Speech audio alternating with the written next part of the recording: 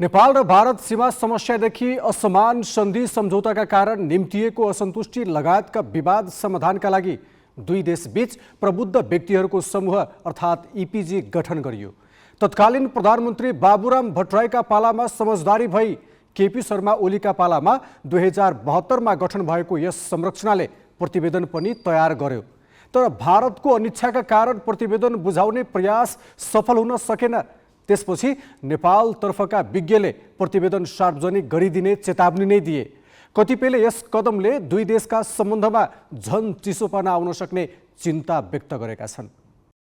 तत्कालीन प्रधानमन्त्री बाबुराम भट्टराई र भारतीय प्रधानमन्त्री नरेन्द्र मोदीको भेटका क्रममा 2068 सालमा प्रबुद्ध व्यक्ति समूह अर्थात् इपिजी गठनको समझदारी भयो। 2072 सालमा केपी शर्मा ओली प्रधानमन्त्री छँदा यो समूह अस्तित्वमा आयो। दुवै देशका विज्ञको समूहले विभिन्न चरणका बैठकबाट सम्बन्ध सुधारको सूत्र पनि तयार पार्यो। तर प्रतिवेदन बुझ्न भारत तयार भएन। विभिन्न चरणमा दुई देशीय भ्रमण भए पनि प्रतिवेदनबारे कसैले चासो देखाएनन्। गत महिना भारत भ्रमणमा गएका प्रधानमन्त्री शेरबहादुर देउवा हुन् वा हालै नेपाल आएका मोदी, प्रतिवेदन कसैको प्राथमिकतामा पनि परेन। अरू भारतीय विदेश मन्त्रालयका अधिकारीले नै यसको हैसियतमाथि प्रश्न उठाएपछि नेपाली विज्ञको समूहले प्रतिवेदन बुझ्न आग्रह गर्दै नबुझे सार्वजनिक गरिदिने चेतावनी दिएको छ।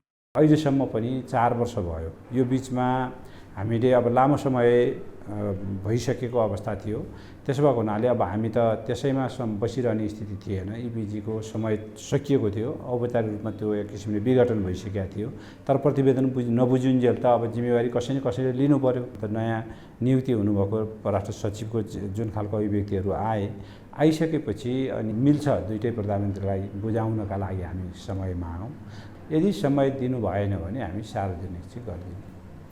नेपाल र भारतको सन् 1950 को शान्ति तथा मैत्री सन्धिले दुई देशको समान हैसियत स्वीकार नगरेको नेपाली पक्षको बुझाइ छ। त्यस्तै लिपुलेक, लिम्पियाधुरा लगायतका विभिन्न क्षेत्रमा भारतसँग सीमा विवाद छ। तर दुवै देशका प्रबुद्धको सहमतिमा तयार पारिएको प्रतिवेदन कार्यान्वयनपछि विवादहरू समाधान हुने तथा नेपाल भारत सम्बन्ध झनै गाढा बन्ने उद्देश्य राखिए पनि प्रतिवेदन ग्रहण गर्ने समयमा देखिएको विवादले दुई देशको सम्बन्धमा झनै समस्या आउन सक्ने विज्ञहरूको आशंका छ।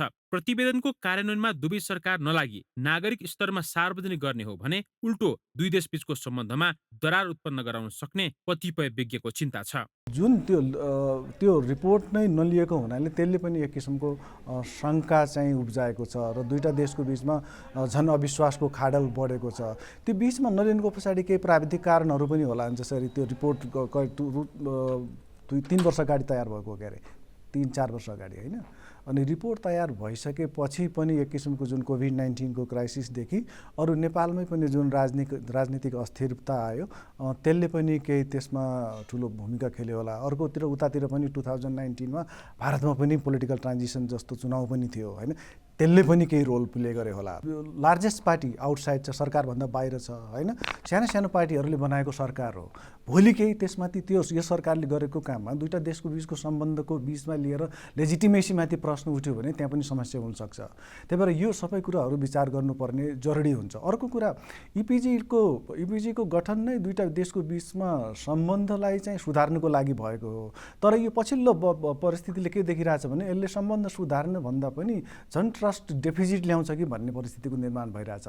नेपाल र भारत सांस्कृतिक तथा पहुँचका हिसाबले पनि नजिकका छिमेकी हुन्। तर भारतले बेला बखत गर्ने व्यवहार र नीतिका कारण हेपाहमा परेको नेपालतर्फको बुझाइ छ। सीमा क्षेत्रका नागरिकले भारतबाट सीमा मिच्नेदेखि आवत जावतका बेला दुःख भोग्नु परिरहेको यथार्थ छ। यसैका कारण नेपालमा भारत विरोधी मनोभावना वृद्धि भइरहेका बेला दुई देशबीचको समस्या समाधानमा भारतले रुचि नदेखाउनु अनि नेपालले कूटनीतिक भन्दा भावनात्मक हिसाबले प्रतिवेदन सार्वजनिक गर्न खोज्नु दुवै हितकर छैनन्। समयमै कूटनीतिक माध्यमबाट समाधान नखोजिए नेपाल भारत सम्बन्ध सुधारको उद्देश्यले गठित इपिजीले सम्बन्धमा थप दरार उत्पन्न गराउने खतरा मडारिएको छ। क्यामेरामा योगेश लामाका साथमा पवन पौडेल, ग्यालेक्सी फोके, काठमाडौँ।